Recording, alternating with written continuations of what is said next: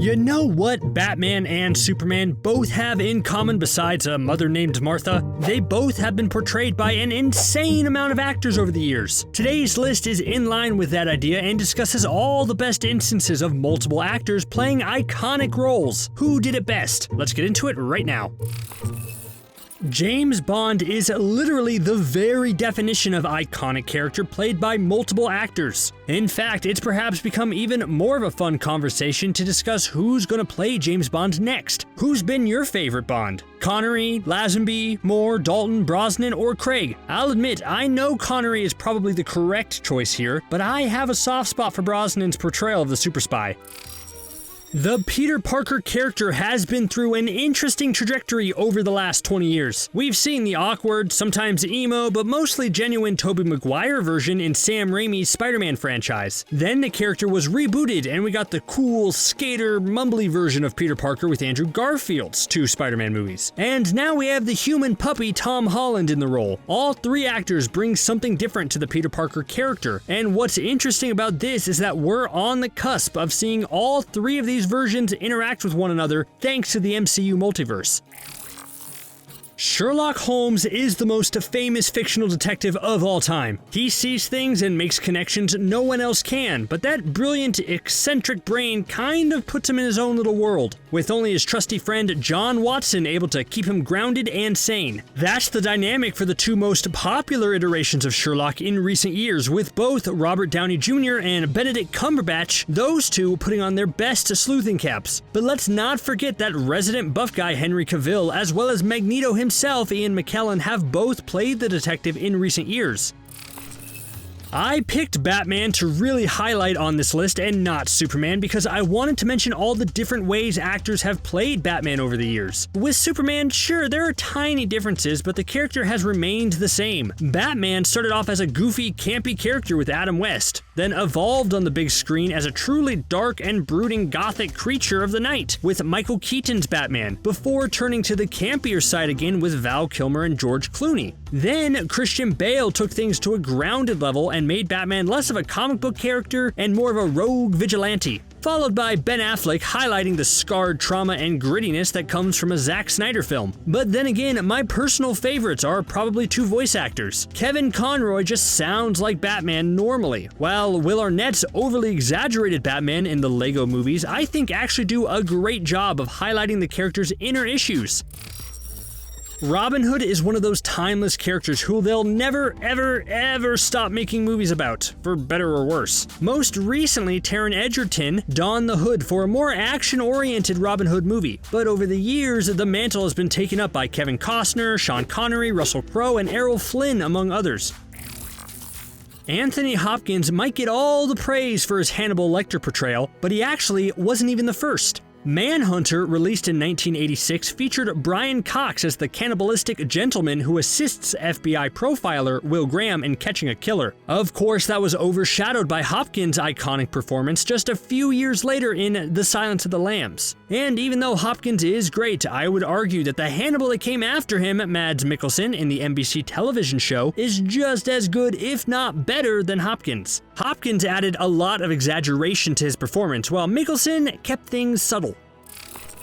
Tim Curry's Pennywise scared the bejesus out of us in the 90s in the classic It miniseries, and we thought nobody could top that. But then Bill Skarsgård showed up in the new It movies and also made us afraid of red balloons and sewer grates. Both of the actors brought the scary without overshadowing the other, which I think is really cool. Now, if we could get a Tim Curry, Bill Skarsgård team-up multiverse It movie someday, I wouldn't say no to that.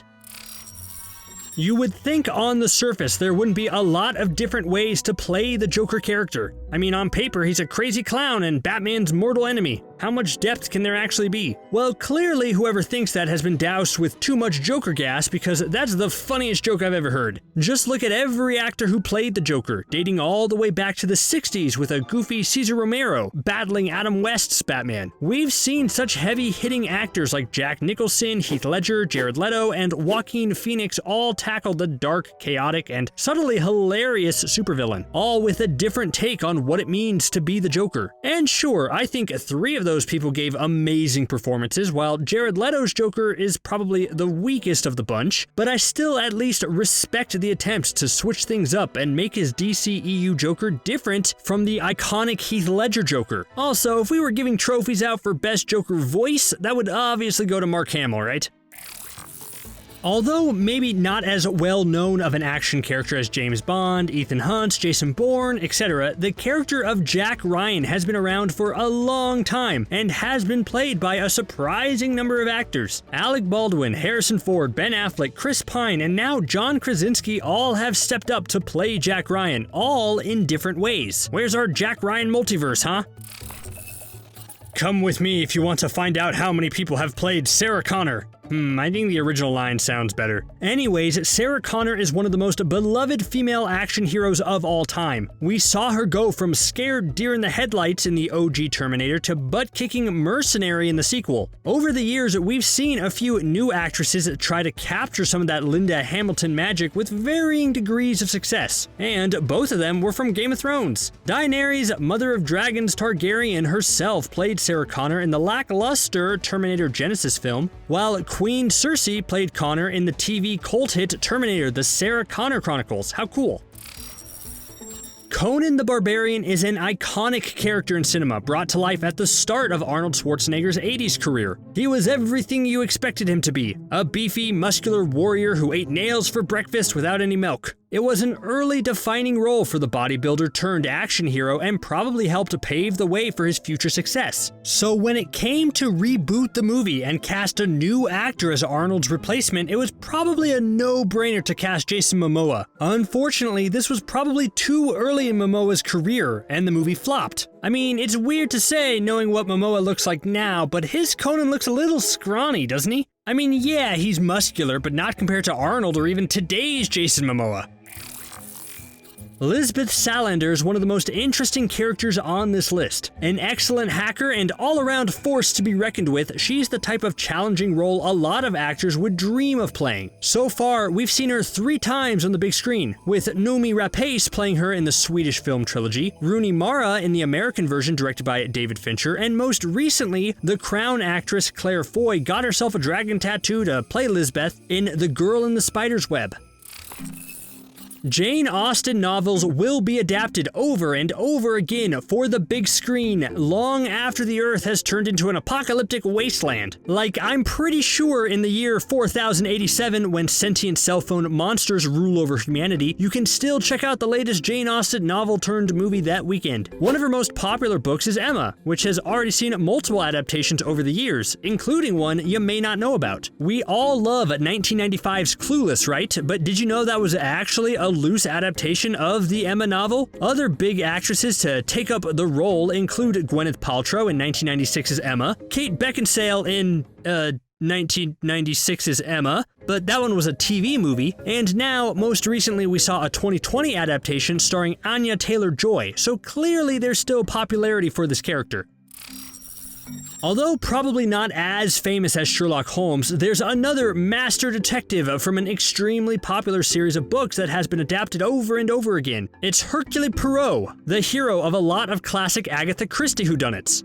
Please forgive my horrible French pronunciation. If you want to create a great detective for the screen, then you use Poirot for inspiration. He's patient, observant, and not exaggerated and all over the place like a lot of Sherlock adaptations are. He's been played by such classic Hollywood actors like Albert Finney, and has experienced a bit of a resurgence in recent years, with Kenneth Branagh sporting the mustache for his remake of Murder on the Orient Express and its upcoming sequel. And John Malkovich played the character for a limited series called The ABC Murders. Good luck committing any crimes when there's a lot of Poirots running around, right?